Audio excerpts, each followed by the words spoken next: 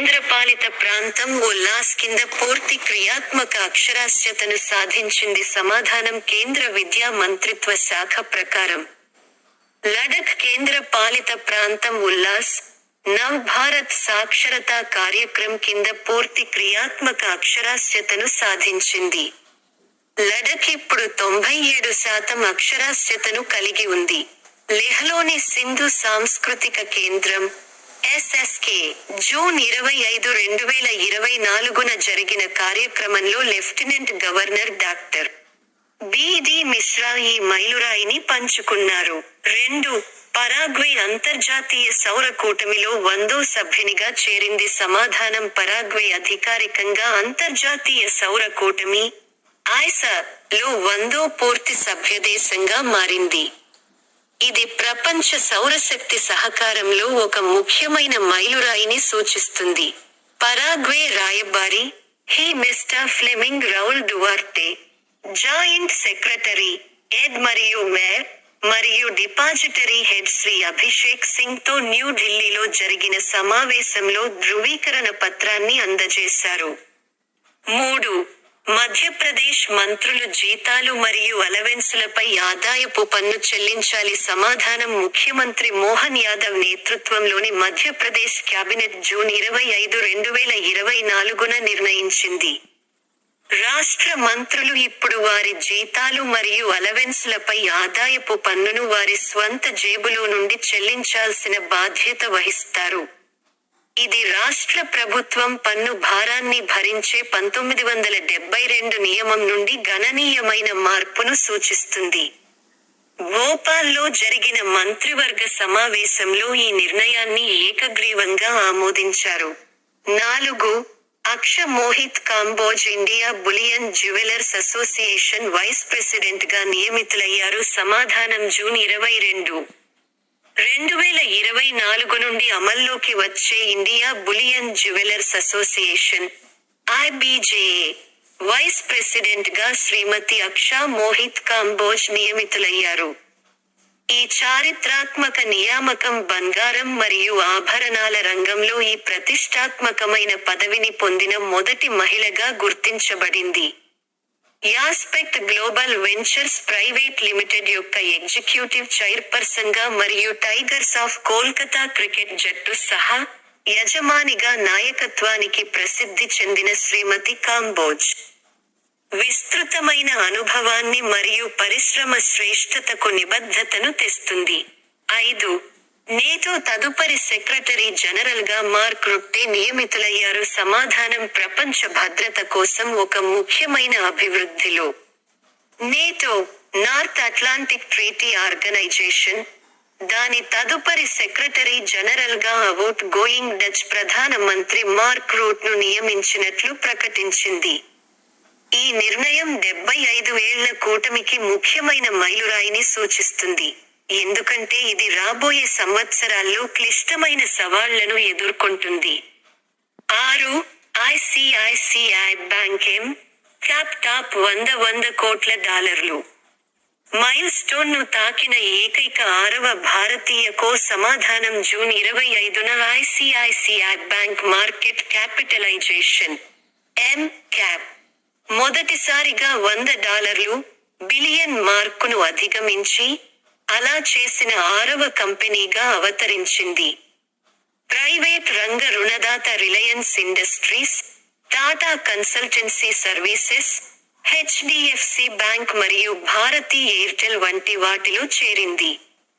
$100 billion కంటే ఎక్కువ market విలువ కలిగిన 4 ఇతర దేశీయంగా లిస్టెడ్ కంపెనీలు. 7. FY25లో భారతదేశం 7.5% వృద్ధి చెందే అవకాశం ఉంది. ఎన్సిఏఈఆర్ సమాధానం 2024 నుండి 25 FY25 లో స్థూల దేశీయోత్పత్తి జీడీపీ వృద్ధి 7% కంటే ఎక్కువగా ఉండవచ్చు మరియు 7.5%కి దగ్గరగా ఉండవచ్చు.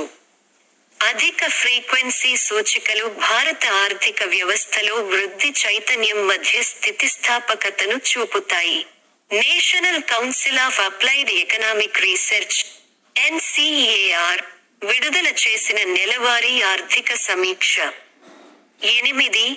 Central electronics limited CEL mini Ratna హోదా కేటగిరీ 1 మంజూరు చేసింది. సమాధానం గోల్డెన్ జూబ్లీ వేడుకలు. సెంట్రల్ ఎలక్ట్రానిక్స్ లిమిటెడ్ సెల్ ని కేంద్ర మంత్రి డాక్టర్ జితేంద్ర సింగ్ మినీ రత్న హోదా కేటగిరీ 1 తో సత్కరించారు.